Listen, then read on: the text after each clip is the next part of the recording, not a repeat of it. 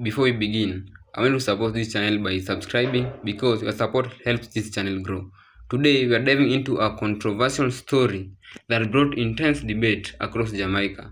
During a live television broadcast, passionate citizens voiced their concern and frustration, leading into a heated discussion. What was said led people into talking about it. Before we begin, don't forget to like this video, subscribe to the channel, and turn on the notification so you never miss the latest update of Jamaica and the Caribbean. Watch the video to the end and back with few comments. Please explain how China has strategically taken over control of numerous African countries and Jamaica without the use of military force. What will their domination mean long term? Great question. I'll pause because it bothers me when I look at Africa and the Caribbean islands. And I just came back from Aruba, and I'll be going later on this year to Martinique, Curacao, and back to Suriname in South America. But it bothers me when I look at the history of how we fought for liberation followed by independence in the Caribbean, only to hand that independence back over to another race of people.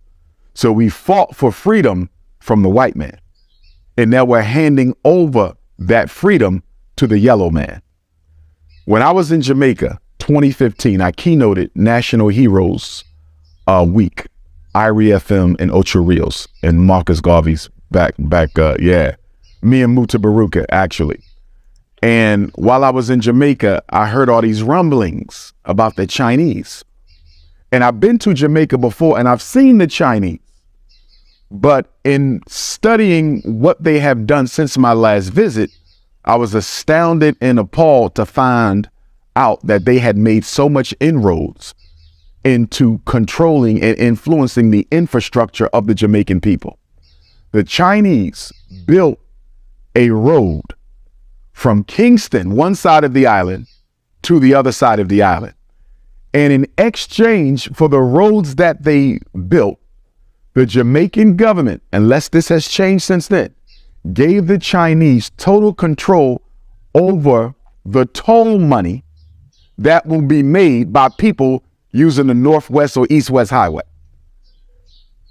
Why would you give a foreign power complete monetary control of the tolls on this road that you know half of Jamaica gonna be using?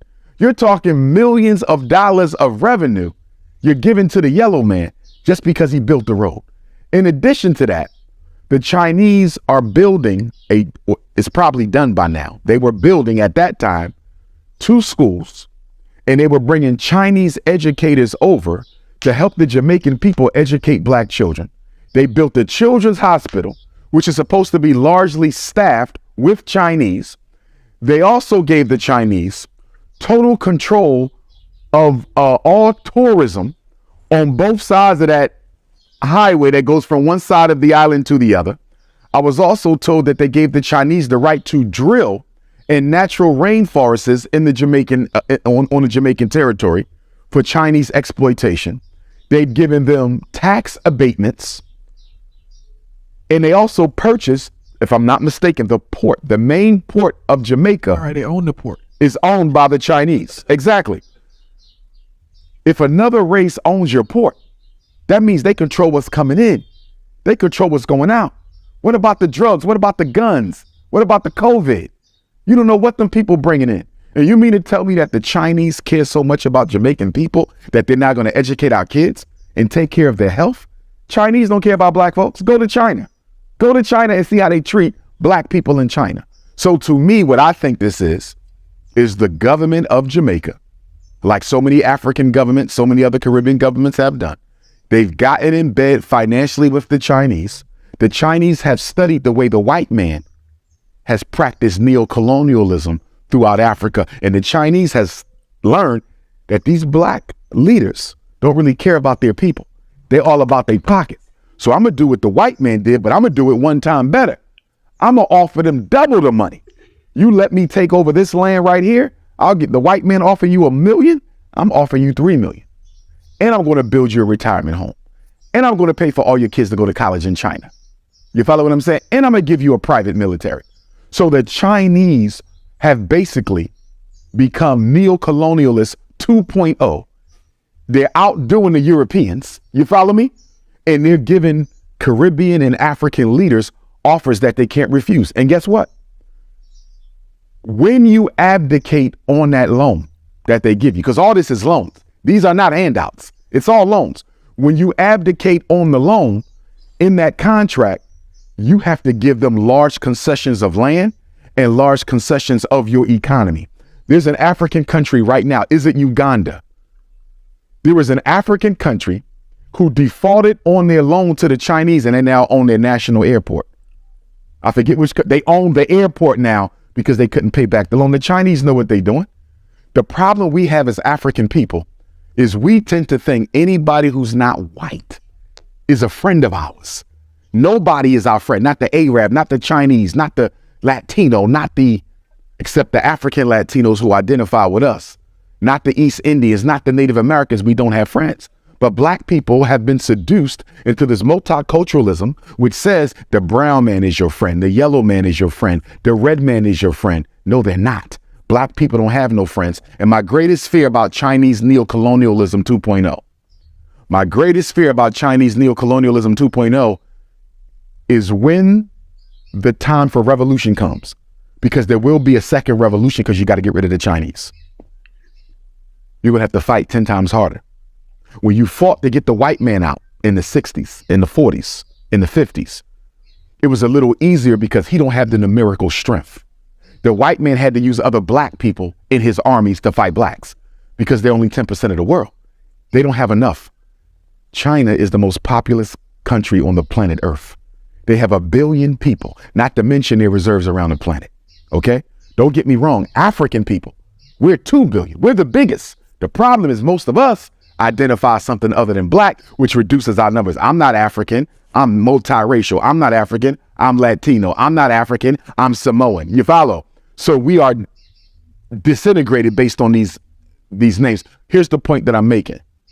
Because the Chinese have the technology, because the Chinese have the manpower, the second war for African independence, the second revolution for African independence against Chinese neocolonialism 2.0 is going to be 10 times as bloody, 10 times as long, and it's going to require the sacrifice of 10 times as many people. We will not be able to throw them out of Africa and throw them out of the Caribbean as easily as we did the whites. And the whites wasn't easy. That was a hell of a war. So just multiply that by 100. And that's what we're going to have to deal with the Chinese. The worst thing we're doing is giving them all this, and it's being done through the politicians. The politicians are doing it. But here's 3 things that keeps Africa enslaved to the Chinese and the white man by virtue of their politicians. Number 1, we have been distracted in America, the Caribbean, Africa, all over the world. It's a Pan-African problem. We have been distracted from development with democracy. Everybody's focusing on who to vote for. You're not looking at the conditions. What's going to change whether he wins or he wins? Because guess who's financing both of them? The same people stealing your oil. Who's financing both of them? The same people stealing your gold. Who's financing both of them? The same people stealing your coltan. You follow me? So democracy is a joke they play on black people to make you think you can have radical transformation without revolution. The reason the white man pushes democracy globally so hard is if there's ever a breakdown in the black man's confidence in democracy, the only alternative is revolution. So that's number 1. Democracy is a distraction from development. Number 2, when I travel, especially Africa, but it's true in the Caribbean also, black people are more concerned with their tribe being in control than they are with liberation from foreign control. Are you following me? I've seen it. So when the elections is coming up, it's not about freeing us from white supremacy or Chinese imperialism.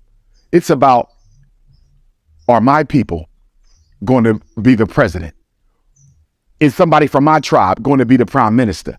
And because they're more concerned about tribal imperialism than African independence, this democratic scheme that they run on black people continues because we're so petty and so small in our thinking. I just want to make sure his people don't get the presidency. I'm not even looking at the bigger picture. The white man knows this. The Chinese know this. So they come in, exploit, finance both sides. So no matter who wins, they get all the resources. And then the third issue is most African leaders and Caribbean are foreign educated. They go to Britain for their education. They go to France for their education. They go to Belgium. They come to America for their education. And what did Dr. Carter G. Woodson say in Miseducation of the Negro? The college-educated Negro is seldom of any use to his race because the education he gets is an education that takes him away from identification with his people. So most of our African and Caribbean and American leaders are Negropean. They have an African body. They have a European mind. So the white man and the yellow man are controlling the black man through remote control by virtue of conscious control of the way that he thinks. The entire thought process of the African leader, there's a few exceptions, but for most of them and the Caribbean, the entire thought process is that of a white man. How can we get free? As we come to the end of this discussion, the future of Jamaica matters to everyone, regardless of the personal opinion. Whether you agree with these activists raising concern or support the government position, accountability are the issues affecting everyone. The discussion made today can help a lasting impact on future generations. Now we want to hear from you. What do you think about this issue discussed in this video? Do you believe Jamaica is moving in the right direction? Or do you think more questions need to be answered? Share your thought in the comment below and don't forget to subscribe, like and share.